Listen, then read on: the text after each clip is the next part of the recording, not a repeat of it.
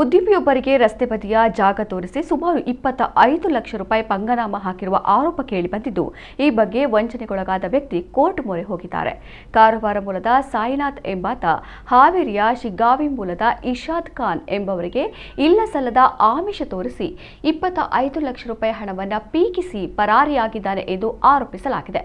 ಸಾಯಿನಾಥ್ ಮೂಲತಃ ಕಾರವಾರ ನಗರದ ನಿವಾಸಿ. ಪೊಲೀಸ್ ಕಾನ್ಸ್ಟೇಬಲ್ ಆಗಿ ಕೆಲಸ ಮಾಡುತ್ತಿದ್ದ ಆತ ಕೆಲಸಕ್ಕೆ ರಾಜೀನಾಮೆ ನೀಡಿದ್ದ. ಇರ್ಷಾದ್ ಖಾನ್ ತನಗೆ ರಸ್ತೆ ಬದಿ ಹೋಟೆಲ್ ನಿರ್ಮಿಸಲು ಕಮರ್ಷಿಯಲ್ ಪ್ರಾಪರ್ಟಿ ಹುಡುಕ್ತಾ ಇದ್ರು. ಹೀಗೆ ಪರಿಚಯವಾದವನೇ ಸಾಯಿನಾಥ್.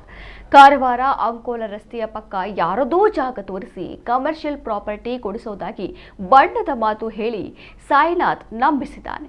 ಬಳಿಕ 25 ಲಕ್ಷ ರೂಪಾಯಿ ಪಡೆದುಕೊಂಡು ಹೋಗಿದ್ದಾನೆ. ಸಾಯಿನಾಥ್ಗೆ ಹಣ ಕೊಡುವಾಗ ಇರ್ಷಾದ್ ಖಾನ್ ವಿಡಿಯೋ ಮಾಡಿಕೊಂಡಿದ್ದಾರೆ. ಹಣ ಪಡೆದುಕೊಂಡ ಬಳಿಕ ಸಾಯಿನಾಥ್ ಜಾಗವನ್ನೂ ಒದಗಿಸದೆ ಹಣವನ್ನೂ ಹಿಂದಿರುಗಿಸದೆ ಮೋಸ ಮಾಡಿರುವುದಾಗಿ ಆರೋಪಿಸಲಾಗಿದೆ. ಈ ಬಗ್ಗೆ ಸಾಯಿನಾಥ್ಗೆ ಕೇಳಿದ್ರೆ ಹಣ ಕೊಡಲ್ಲ, ಯಾವಾಗ ಕೊಟ್ಟಿದ್ದೀಯಾ, ಪೊಲೀಸ್ ಕಂಪ್ಲೇಂಟ್ ಮಾಡೋದಾದ್ರೆ ಮಾಡು ಎಂದು ಆವಾಜ್ ಹಾಕಿದ್ದಾನೆ ಎಂದು ಆರೋಪಿಸಲಾಗಿದೆ. ಸದ್ಯ ಇರ್ಷಾದ್ ಕೋರ್ಟ್ ಮೊರೆ ಹೋಗಿದ್ದಾರೆ.